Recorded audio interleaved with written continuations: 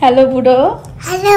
তুমি তো আজকে সব কটা কালার পরে নিয়েছো, হ্যাঁ? তোমার আউটফিটটা দেখিয়ে দিয়েছো? Blue, green, green, blue,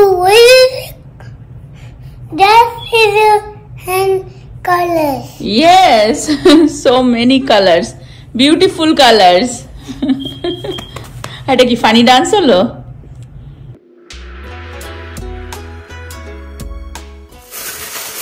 hello everyone, hope তোমরা সকলে ভালো আছো।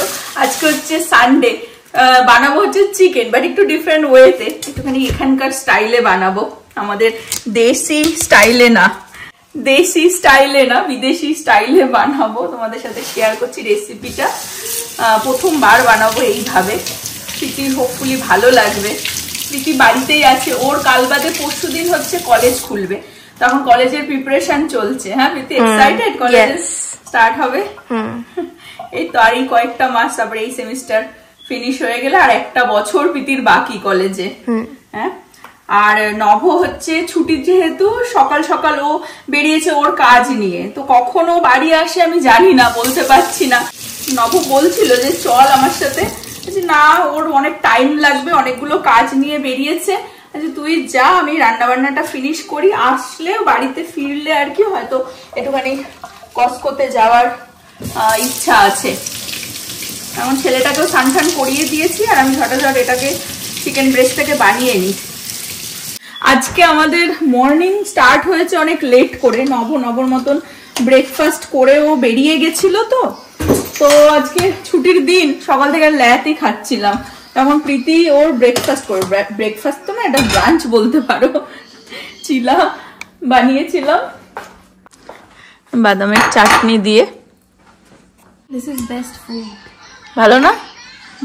কালকে বানিয়েছিলাম, প্রীতি কাজে ছিল তো, আর বললো যে না খাবে না, তো আজকে বাড়িতে আছে, এখন এনজয় করে খাও।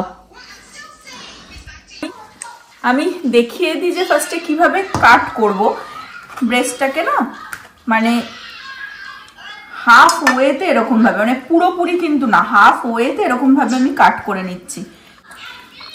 এই যে পুরোপুরি না, হাফ ওয়েতে, মানে পুরোটা যেন ছেড়ে ছেড়ে না যায়, ঠিক আছে? মানে এই যে এই পিঠটা এরকম থাকবে, আর এই পিঠটা কিন্তু অ্যাটাচড রয়েছে। এই যে এইভাবে প্রত্যেকটা ব্রেস্টকেই কেটে নেব। এই যে এটা দেখিয়ে দিই সামনে থেকে, দেখো ঠিক এরকম ভাবেই কেটে নিতে হবে। প্রত্যেকটাই কেটে নিয়েছি। এবার এটা যে ম্যারিনেট করব অনলি ব্ল্যাক পেপার আর সল্ট দিয়ে, ম্যারিনেশনে অনলি যাবে ব্ল্যাক পেপার অ্যান্ড সল্ট। একটু ব্ল্যাক পেপারের পরিমাণটা বেশি যাবে, বিকজ ব্ল্যাক পেপার সল্টই তো যাচ্ছে ম্যারিনেশনে, এর জন্য ব্ল্যাক পেপারটা একটু বেশি যাবে, আর সল্টটা পরিমাণ বুঝে আর কি। এবার এটা একটু মাখিয়ে নেবো, মাখিয়ে কিছুক্ষণ আর কিরকম ভাবে রেখে দেবো।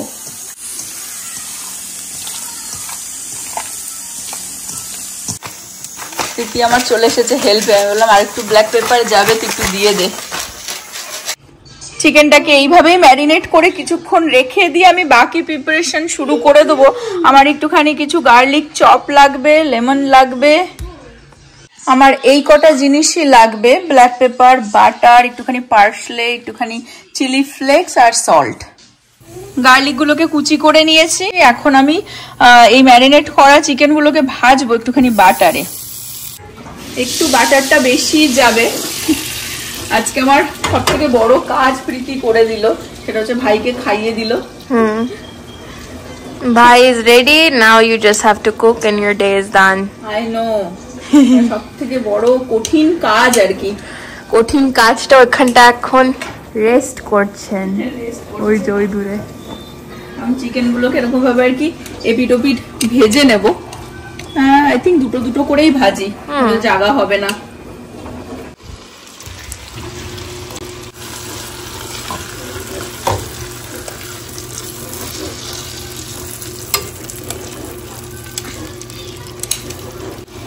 হালকা দেখতে পাচ্ছ ব্রাউন হয়ে গেছে, এপিট ওপিট ভালোভাবে আর কি একটু ভেজে নেব, হাই ফ্লেমেই ভাজছি। চিকেনটা অনেকটা ভাজা হয়ে এসেছে, দেখাই, দেখো এরকম ভাবেও কিন্তু স্যালাডের মধ্যে দিয়ে খাওয়া যায়। বেশ দারুণ কালার এসে গেছে। বাট আমি ভেজে আর কি গ্রেভি বানাবো, সে প্রসেসটাও তোমাদের সাথে শেয়ার করছি। আমাদের কিছু জিনিস স্যামস থেকে, কিছু জিনিস কস্কো থেকে তোলা হয়, তো ভেবেছিলাম যে আজকে দুটোতেই যাব। নব হয়তো ওর কাজ হয়ে গেলে স্যামস থেকে তুলে নেবে কয়েকটা জিনিস, আর কস্কোতে যেতাম আর কি। প্রীতিরও কলেজ খুলে যাচ্ছে, ছেলেরও ওদের লাঞ্চে দিতে খাবার টাবার কিছু জিনিস লাগে, স্ন্যাক্স লাগে, তো সেগুলোই পিক করতাম আজকে। ইচ্ছা ছিল, কিন্তু এখনই না 3টে বেজে গেছে। আর নব জাস্ট ফ্রি হলো, কল করেছিল, ওর কাজ হয়ে গেছে। তো এখনো মানে জিজ্ঞাসা করছিল যে বাড়িতে আসবো নাকি, এসে পরে আর কি খাওয়া দাওয়া করে কস্কোতে যাব। কিন্তু এখন আমি যা এই নিয়ে বসেছি, এই রান্না ফিনিশ করে একটু শ্যাম্পুও করতে হবে, তেল লাগিয়ে ঘুরছি করে ঠোরে। আর আজকে সানডে যেহেতু তাড়াতাড়ি কস্কো স্যামস সবই বন্ধ হয়ে যায়, তো নব আই থিঙ্ক স্যামস থেকে জিনিস তুলে নিয়েছে, বাট ওই যাবে আর কি একা কস্কো থেকেও টুকটাক যা লাগে নিয়ে আসবে। আমি বেরিয়েছিলাম অ্যাকচুয়ালি কয়েকটা কাজ নিয়ে, তো চট করে একটুখানি চলে এলাম কস্কোতে, বিকজ স্যামসে আমি গেছিলাম জল আনতে, তো পাইনি। চলো ঝটাঝট করে নিয়ে নিই, খুব টায়ার্ড লাগছে, অনেকক্ষণ বেরিয়েছি বাড়ির থেকে। তো কয়েকটা জিনিস নিয়েছি স্ন্যাক্সের মধ্যে এগুলো, তো চলো আর কয়েকটা জিনিস নিয়ে জল নিয়ে তারপর বাড়ি চলে যাব। চিকেনগুলো ভালো করে ভেজে নিয়েছি। এখন আমি একটা পাত্রে নিয়ে নেব কিছু বিনস, কিছু ব্রকলিস, একটু ভালোভাবে ধুয়ে এটাকে ছোট ছোট পিসে কেটে নেব। ইন বিটুইন এই সেম প্যানের মধ্যে আমি গার্লিক গুলোকে দিয়ে দেবো বাটারে। এখানে গার্লিকটা হচ্ছে, একটু হালকা ব্রাউন হয়ে গেলে ওর মধ্যে কি কি দিই দেখাচ্ছি। বাট বিনস গুলোকে মোটামুটি মিডিল থেকে কেটে নিলাম, দুপাশ কেটে ফেলে দিলাম, আর ব্রকলি গুলোকে এরকম ছোট ছোট পিস করে নিলাম। এর মধ্যে যাবে হচ্ছে হেভি হুইপ ক্রিম। আর একজনও ঢুকে গেছে, বাড়িতে চলে আসলো। হ্যাঁ সেই সকালে বেরিয়েছে। আমিও, ছেলেটা টায়ার্ড হয়ে গেছিল, ওখানে বসে বসে সোফায় আইপ্যাড দেখছো, যে ঘুম পেয়ে যায় বোঝে না। আমি আবার এই রান্না পজ করে গিয়ে ওকে ঘুম পাড়িয়ে দিয়ে আসলাম। আধা ঘন্টা লাগলো তাও আমার ঘুম পাড়াতে, কিন্তু এখন একটু না ঘুমালে সন্ধ্যের সময় খুব পাগলের মতন হয়ে যায়, আর ওর সাথে শুয়ে থাকা যায়, কাজ বাজ তো থাকে। তো এইটাই গ্রেভি হবে। তো গ্রেভিটা অনেকে যদি হেভি হুইপ ক্রিমটা পুরোটা না দিতে চাও, তাহলে জলও মেশাতে পারো, বা প্লেন মিল্কও আর কি এর মধ্যে মেশানো যায়, বাট এইটারই আর কি গ্রেভি হবে, ওই জন্য একটু বেশি করেই আমি দিয়ে বানাচ্ছি। আর একজন দেখতে, দেখো কি বাড়তে দেখতে চলে এসেছে কি বানাচ্ছি। আমি তো ভেবেছিলাম বানিয়ে রাখবো, তোকে সারপ্রাইজ দেবো আসলে, সেটা তো আর হলো না। ছেলেকে ঘুম পাড়াতে চলে গেলাম, আর এটা কমপ্লিট। আর বেশি বাকি নেই, বাট নভ ইউজুয়ালি মানে লেমন জেস্ট স্যামনটা যেটা বানায় এটা সিমিলারই হবে, বাট এটা একটু মানে ডিফারেন্ট আমি বানাচ্ছি, মোর হেলদি ওয়েতে বানাবো, ভেজিস দিয়ে। হ্যাঁ, আর চিকেন দিয়ে বানাচ্ছি, এটাই ডিফারেন্স। বাট মানে এটা হোপফুলি ভালো খেতে হবে, at the same time healthy. এখানে নভ প্রজাপতি বিস্কিট, ছোটবেলায় খুব খেতাম। এখানে সব জল ঠল, মানে টুকটাক স্ন্যাক্স, চিপস, এই ওই এইসব নিয়ে এসেছে নভ। হ্যাঁ সবাই নিচ্ছে দেখলাম, তাই প্রীতির জন্য একটা আনলাম। হ্যাঁ, স্ন্যাক্স তো বাচ্চা কাচ্চারা এই স্কুল খুলে গেলে। হ্যালো, চিকেনের ফটো দিয়ে ব্যাট পাপড় দিয়ে দিয়েছে তোকে, পুরো ব্যাট পাপড়। হ্যাঁ, বাফেলো কি চিকেন বাফেলো নাকি? ও puff, sweet and spicy puff. আর একটা চিকেনের এরকম ফটো দিয়ে দেখো ব্যাট পাপড়। একটু ফুটে এসেছে, এখন আমি এর মধ্যে ব্ল্যাক পেপার, একটু সল্ট, পার্সলে আর হচ্ছে চিলি ক্রাস্ট অ্যাড করব। সব দিয়ে দিয়েছিলাম, আর একটু হালকা ফুটে এসেছে, গ্রেভিটা দেখতে পাচ্ছ হালকা থিক হয়ে এসেছে। এখন আমি চিকেনটা এর মধ্যে দিয়ে দেবো।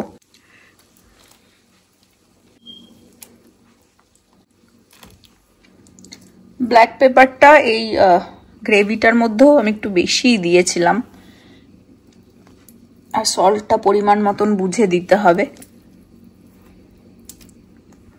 চিকেনটা যেহেতু অলরেডি ডান, তো আমি এখন যেটা করব সেটা হচ্ছে এর মধ্যেই আমি এই যা যা ভেজিস দিতে চাও আমি দিচ্ছি। হচ্ছে ব্রকলি, একটু বিনস, আমি এর মধ্যে চিলি ক্রাস্ট দিয়েছিলাম মানে গ্রেভিটার মধ্যে, বাট একটু ঝাল হওয়ার জন্য কয়েকটা কাঁচা লঙ্কাও দিয়ে দিচ্ছি।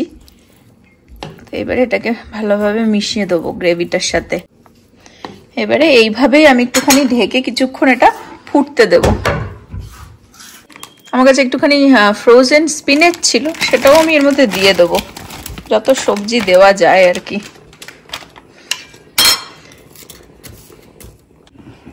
একটু ফুটে এসেছে, এখন আমি এর মধ্যে যেটা অ্যাড করব,